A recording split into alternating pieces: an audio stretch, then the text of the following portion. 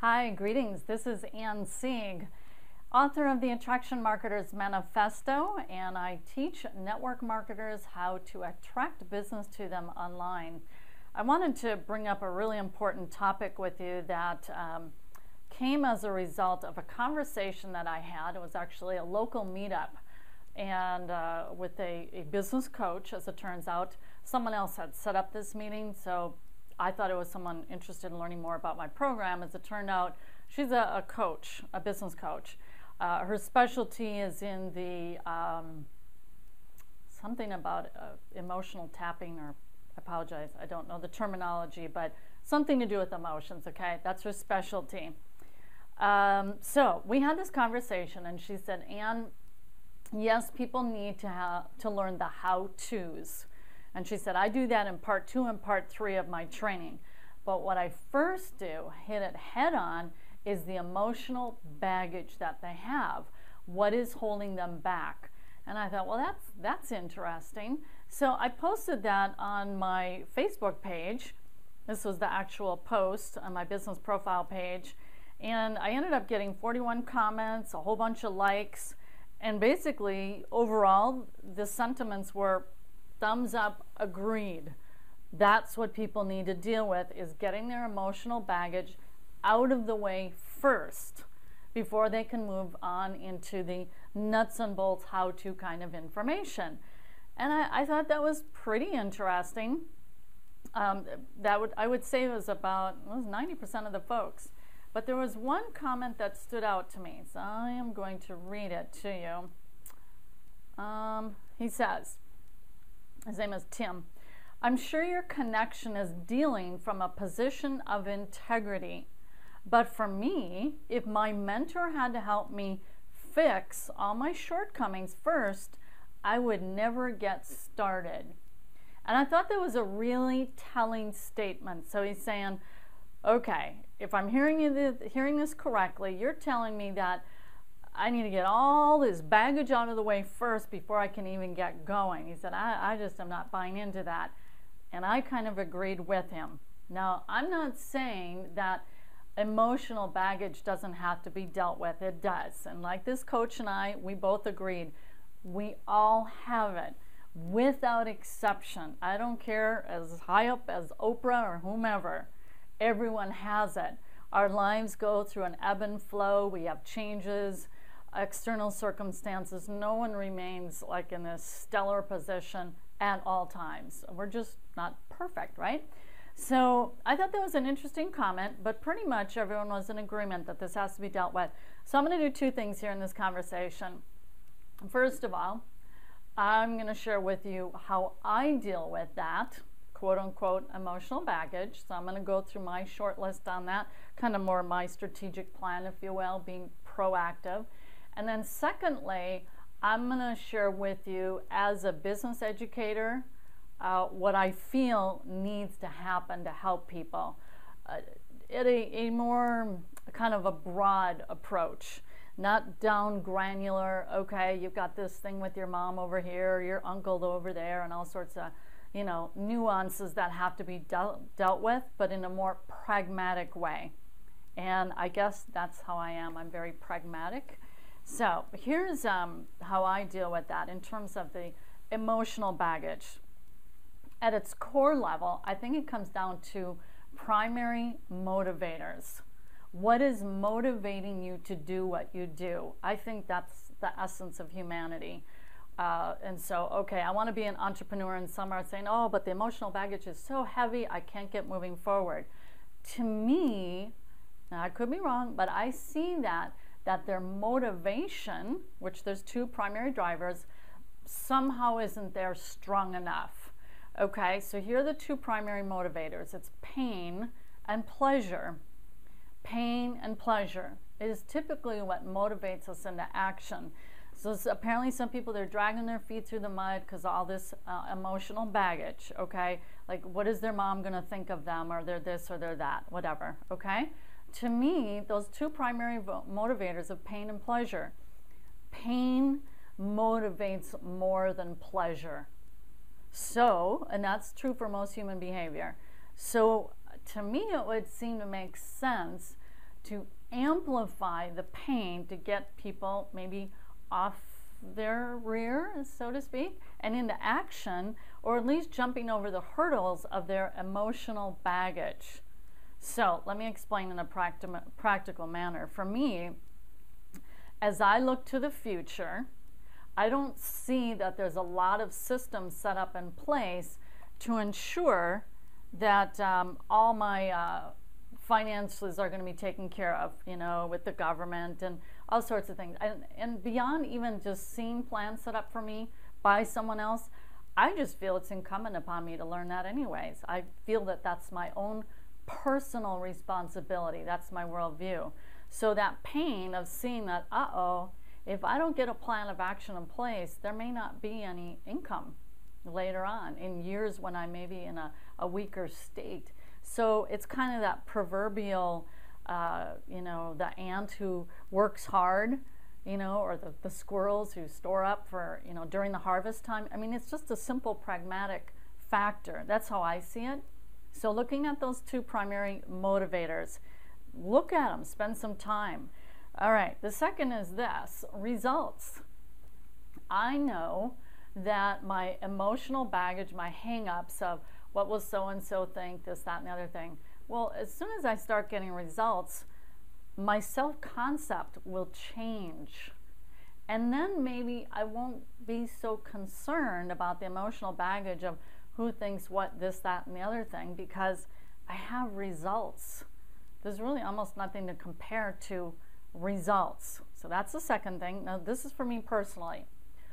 Third, and I know a lot of people are lacking this, and I have this in a big supply, and I'm really blessed in this way, but it's also because I invested into it. And that is my circle of confidants, my advisors, counselors. There's a saying, there's safety in the multitude of counselors. So emotional baggage, well, I can talk to people about that, mostly close family members, so that I can hash out my emotional hang-ups and baggage. I don't think we're meant to go through life on our own, trying to figure this stuff out on our own. And there's nothing like having a confidant, someone who will just listen and let you unload. Not necessarily who barks back right at you with some strong advice, but just for you to unload. So I think we all need a circle of confidants. That takes time to invest in that and have those kind of relationships. Lastly, for myself personally, is to proactively build my mindset, as in recognize that it's something that you bank in. You have to bank towards that. It doesn't happen by incident. It's something that you have to approach strategically.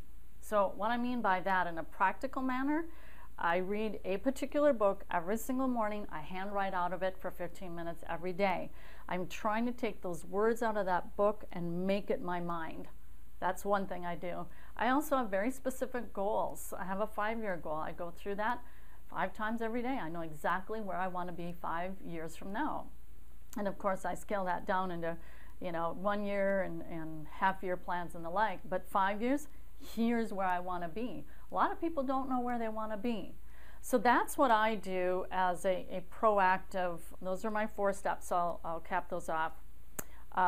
The getting down to the primary motivator, pain and pleasure, figure that out.